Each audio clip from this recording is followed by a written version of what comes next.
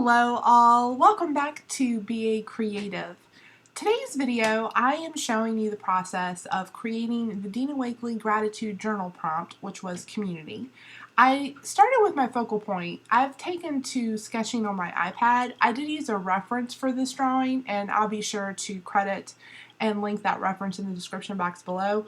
Though, no judgment, the reference is way better than what I drew.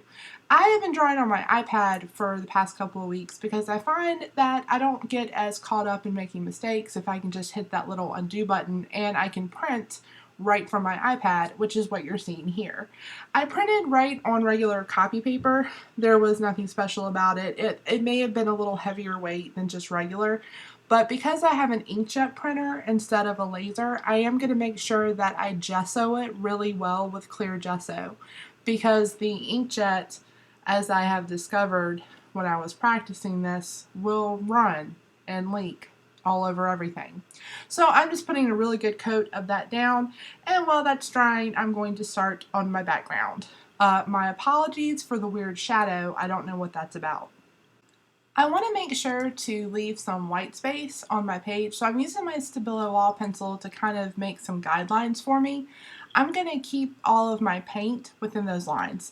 If you're following along at home and trying to recreate this, you can disregard that masking tape. I was hoping for some texture, but it did absolutely nothing, so you can skip that step.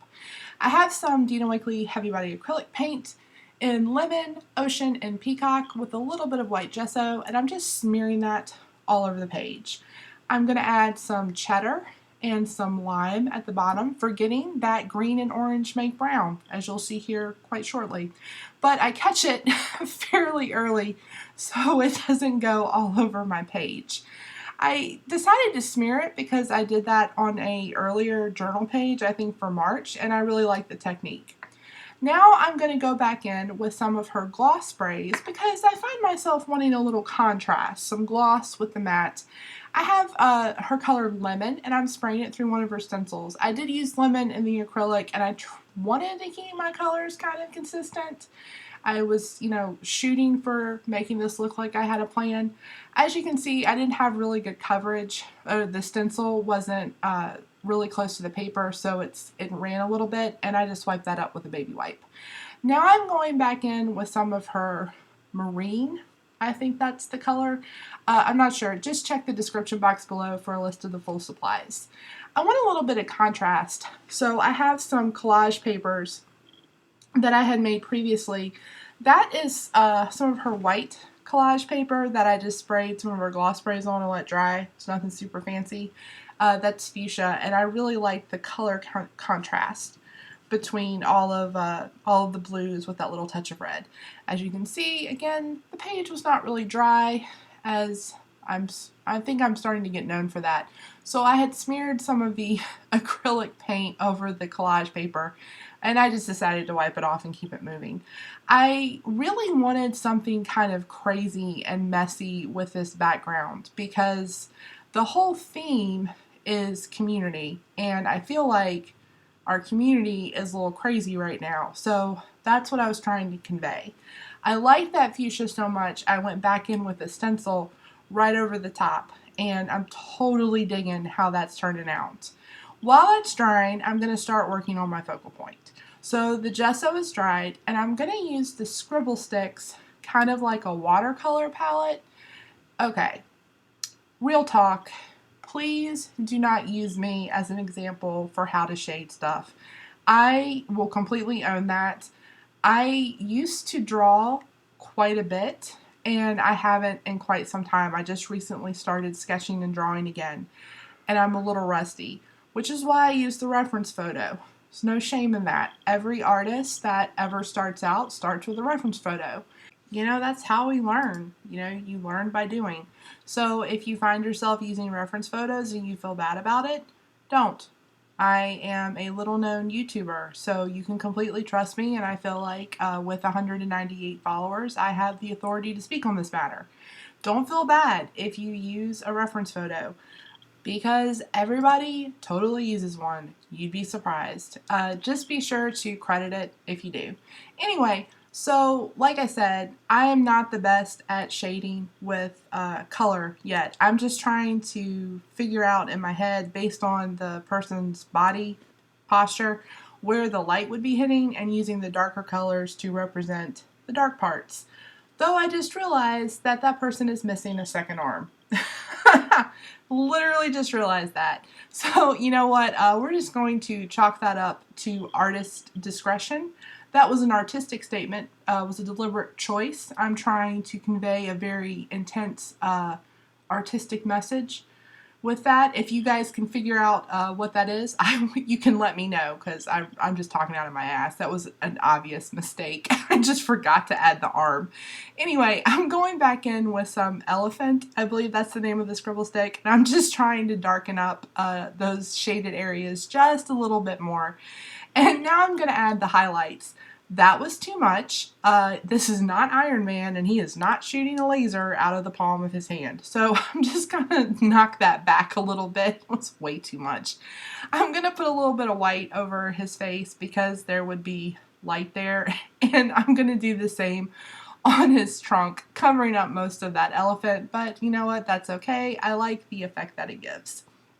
I do want to say, though, that as much as I know that I need to improve my shading, I would never put something up on my YouTube channel that I'm not proud of. So I was really pleased with how that turned out. Now I'm adding, I'm just cleaning up some of that white, and I'm being lazy by using some more of that white gloss spray instead of doing the right thing and using a brush with some gesso.